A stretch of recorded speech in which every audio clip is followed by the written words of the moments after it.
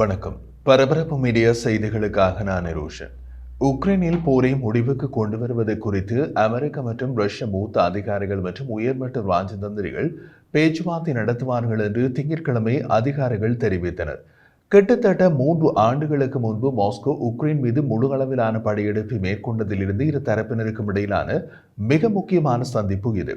Saudi அரேபியாவில் இன்று செவ்வாய்க்கிழமை திட்டமிடப்பட்ட பேச்சுவார்த்தைகள் ரஷ்யாவை தனிமைப்படுத்துவது குறித்து அமெரிக்க கொள்கையை மாற்றியமைக்க ட்ரம்ப் நிர்வாகத்தின் மற்றொரு முக்கிய படியை குறிக்கிறது.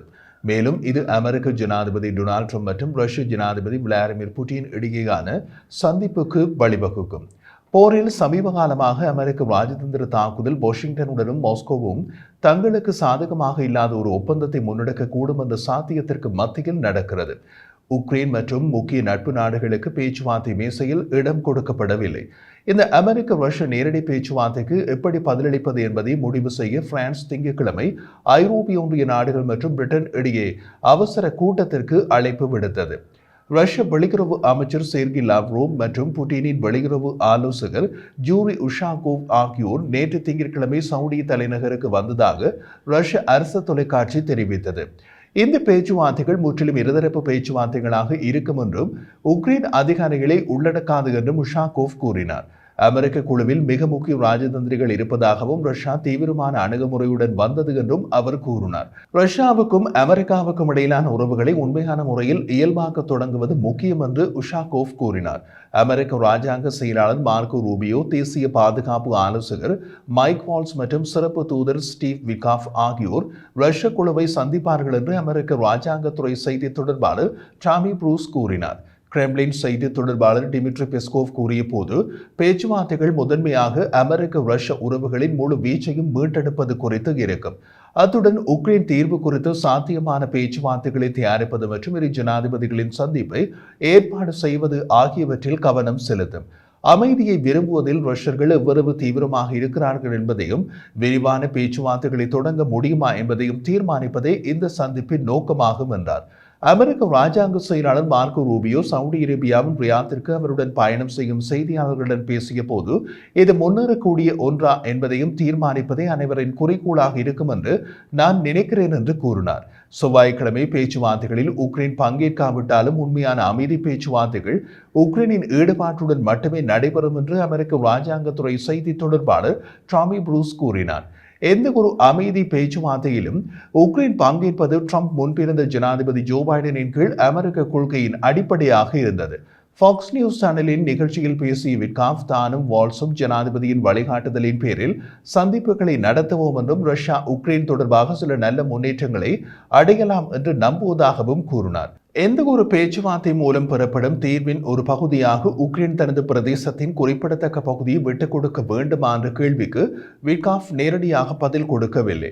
உக்ரைனுக்கான நேட்டோ உறுப்பினர் பதவி நம்பத்தகாதது என்றும் ரஷ்யாவிடமிருந்து அதன் அனைத்து பிரதேசங்களையும் திரும்பப் பெறும் நம்பிக்கையை உக்ரைன் கைவிட வேண்டும் என்றும் அமெரிக்க பாதுகாப்பு செயலாளர் பீட் ஹெக்ஸெட் கடந்த வாரம் கூறினார். இவை புட்டினின் விருப்ப பட்டியலில் 2 முக்கிய விஷயங்கள். இந்த பேச்சுவார்த்தைகள் அமெரிக்க ரஷ்ய தொடர்புகளின் குறிப்பிடத்தக்க விரிவாக்கத்தை குறிக்கும். கிட்டத்தட்ட 3 ஆண்டுகள் உக்ரைனில் போர் நடந்து அமெரிக்க ரஷ்ய உறவுகள் பல தசாப்தங்களில் மிக குறைந்த நிலைக்கு சென்றன. கிட்டத்தட்ட 2 ஆண்டுகளுக்கு முன்பு இந்தியாவில் நடந்த G20 கூட்டத்தின் போது லாவ்ரோவும் அன்றைய அமெரிக்க ராஜாங்க செயலாளர் ஆண்டனி பிளிங்கனும் சுருக்கமாக பேசினார்கள். அந்த 10 நிமிட உரையாடல் பதட்டங்களை தணிக்கவில்லை. உண்மையில் அவை அடுத்தடுத்த மாதங்களில் அதிகரித்தன. 2022 இலையுதிர் காலத்தில் போர்க்கள பின்னடைவுகளுக்கு மத்தியில் மாஸ்கோ அணு ஆயுதங்களை நாடக்கூடும் என்ற வாஷிங்டனின் கவலைகளுக்கு மத்தியில் அமெரிக்க மற்றும் ரஷ்ய உளவுத்துறை அதிகாரிகள் துருக்கியில் சந்தித்தனர். இன்று செவ்வாய்க்கிழமை நடக்கவுள்ள பேச்சுவார்த்தைகள் ட்ரம்ப் மற்றும் புட்டின் இடையே ஒரு தொலைபேசி அழைப்பை தொடர்ந்து ஏற்பாடு செய்யப்பட்டது. இந்த தொலைபேசி அழைப்பு பல ஆண்டுகால அமெரிக்க கொள்கையை முறியடித்தது. 2022 ஆண்டு பிப்ரவரி 24 உக்ரைன் மீதான படையெடுப்பு தொடர்பாக மாஸ்கோ தனிமைப்படுத்தப்பட்டதை முடிவுக்கு கொண்டு வந்தது. அழைப்புக்கு பின்னர் ட்ரம்ப் உக்ரைன் ஜனாதிபதி வோலோடிமிர் செலன்ஸ்கிக்கு அவர்களின் உரையாடல் குறித்து தெரிவிக்க தொலைபேசியில் தொடர்பு கொண்டார். ஞாயிற்றுக்கிழமை ட்ரம்ப் செய்தியாளர்களிடம் பேசிய போது, பேச்சுவார்த்தையில் ஒரு கட்டத்தில் செலன்ஸ்கி சம்பந்தப்படுவார் என்று கூறினார். ஆனால் அதை விரிவாக விளக்கி கூறவில்லை. உக்ரைன் ஜனாதிபதி நேற்று திங்கட்கிழமை தனது நாடு வரவிருக்கும் பேச்சுவார்த்தைகளுக்கு அழைக்கப்படவில்லை என்றும் உக்ரைன் பங்கேற்கவில்லை என்றால் பேச்சுவார்த்தையின் முடிவை ஏற்றுக்கொள்ளாது என்றும் கூறினார். உக்ரைன் அதிகாரிகள் யாரும் இல்லாததால் அமெரிக்க ரஷ்ய பேச்சுவார்த்தைகள் எந்த பலனையும் தராது என்று ஐக்கிய அரபு அமீரகத்தில் செய்தியாளர் மாநாட்டில் செலன்ஸ்கி கூறினார்.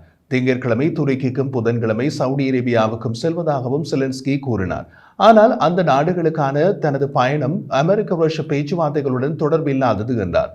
அமெரிக்காவுடன் சேர்ந்து உக்ரைனை உறுதியாக ஆதரித்து வரும் ஐரோப்பிய நாடுகளின் கூட்டணி உக்ரைன் அமைதி பேச்சுவார்த்தைகளின் ஒரு பங்கை கொண்டிருக்க வேண்டும் என்று ஐரோப்பிய ஒன்றிய அதிகாரிகள் வலியுறுத்தினர். மேலும் செலன்ஸ்கியும் அவரது அதிகாரிகளும் ஐரோப்பிய பேச்சுவார்த்தையில் கலந்து கொள்ள வேண்டும் என்று வலியுறுத்தினர். ஐரோப்பாவுக்கு சாத்தியமான பங்கு குறித்து நேற்று திங்கட்கிழமை கேட்டபோது ரஷ்ய வெளியுறவு அமைச்சர் சேர்கி லாவ்ரோவ் பேச்சுவார்த்தை மேசையில் அவர்கள் என்ன செய்ய வேண்டும் என்று எனக்கு தெரியவில்லை என்று கூறி அதை நிராகரித்தார். சவுடி தலைநகர் ரியாத்தில் நடக்கவுள்ள பேச்சுவார்த்தைகளின் எதிர்பார்ப்புகள் குறித்து கேட்டபோது ரஷ்யா மற்றும் அமெரிக்காவின் பங்களிப்புடன் தீர்க்கப்படக்கூடிய அனைத்து பிரச்சனைகளிலும் மீண்டும் ஒரு உரையாடலை தொடங்குவது அவசியம் என்று ஜனாதிபதிகள் ஒப்புக்கொண்டனர் என்று லாவ்ரோவ் கூறினார். உக்ரைனிய தீர்வு மற்றும் மத்திய கிழக்கு மற்றும் உலகின் வேறு சில பிராந்தியங்களில் தற்போது அமைதியாக இல்லாத சூழ்நிலையை பற்றி அவர்கள் குறிப்பிட்டனர். சாத்தியமான தீர்வின் ஒரு பகுதியாக மாஸ்கோ அதன் எந்த ஒரு பிராந்திய ஆதாயங்களையும் விட்டுக் கொடுக்கும் சாத்தியத்தை லாவ்ரோவ் வெளிப்படையாக நிராகரித்தார். அதை பற்றி ஒரு சிந்தனை கூட இல்லை என்று கூறினார். செப்டம்பர் 2022 ரஷ்யா சட்டவிரோதமாக இணைத்து 4 பகுதிகளில் இருந்து உக்ரைன் தனது துருப்புக்களை திரும்ப பெற வேண்டும் என்றும் சமாதான ஒப்பந்தத்தின் ஒரு பகுதியாக நேட்டோவில் சேருவதற்கான முயற்சியை உக்ரைன் கைவிட வேண்டும் என்றும் புட்டின் கோரியுள்ளார். கோரிக்கைகளை உக்ரைன் நிராகரித்து விட்டது. புட்டினின் வெளியுறவு உதவியாளர் உஷாகோவ் ரியாத் பேச்சுவார்த்தைகள் சாதாரணமான உறவுகளை மீட்டெடுப்பது உக்ரைன் பேச்சுவார்த்தையின் சாத்தியமான தொடக்கம் மற்றும் உயர்மட்டத்தில் தொடர்புகளின் வாய்ப்புகள் ஆகியவற்றில் கவனம் செலுத்தும் என்று கூறினார். ரஷ்யா மற்றும் உக்ரைனுக்கான ட்ரம்பின் சிறப்பு தூதர் ஓய்வு பெற்ற ஜெனரல் கீத் கெல்லாக் பிப்ரவரி 20 பாதுகாப்பு உத்தரவாதங்கள் பற்றிய பெரிய அளவிலான உரையாடல்களுக்காக உக்ரைனுக்கு வருவார் என்பதையும் செலன்ஸ்கி உறுதிப்படுத்தினார். கெல்லாக் தனது உக்ரைன் பயணத்திலிருந்து கற்றுக்கொண்டதை வெள்ளை மாளிகைக்கு திரும்ப எடுத்துச் செல்வார் என்று நம்புவதாக செலன்ஸ்கி கூறினார். அவர் அமெரிக்காவுக்கு திரும்பிய பின்னர் நான் எப்போது ஜனாதிபதி ட்ரம்புடன் சந்திப்பேன் என்பது குறித்து எங்களுக்கு ஒரு புரிதல் இருக்கும் என்று நான் நினைக்கிறேன் என்றார். ட்ரம்ப் பரிந்துரைத்தபடி தனது நாட்டின் கனிம வளங்களை அமெரிக்காவுக்கு திறப்பதற்கான சாத்தியக்கூறுகள் உக்ரைனுக்கான பாதுகாப்பு உத்தரவாதங்கள் குறித்து எழுத்துப்பூர்வ ஒப்பந்தத்துடன் வர வேண்டும் என்று செலன்ஸ்கி கூறினார். பாதுகாப்பு உத்தரவாதங்கள் இல்லாமல் ஒரு தீர்வு எட்டப்பட்டாலும் ரஷ்யா மீண்டும் நாட்டை ஆக்கிரமிக்க கூடும் என்று உக்ரைனும் பல ஐரோப்பிய நாடுகளும் வலியுறுத்தியுள்ளன. அந்த உத்தரவாதங்களில் நேட்டோ உறுப்பினர் பதவி, ஆயுதங்கள் மற்றும் பொருளாதார ஆதரவு ஆகியவை அடங்கும் என்று செலன்ஸ்கி கூறினார். ஐரோப்பிய ஒன்றியத்தில் சேர உக்ரைனும் நம்பிக்கை தெரிவித்துள்ளது. ஆனால் அது சிக்கலானது மற்றும் பல ஆண்டுகள் ஆகலாம்.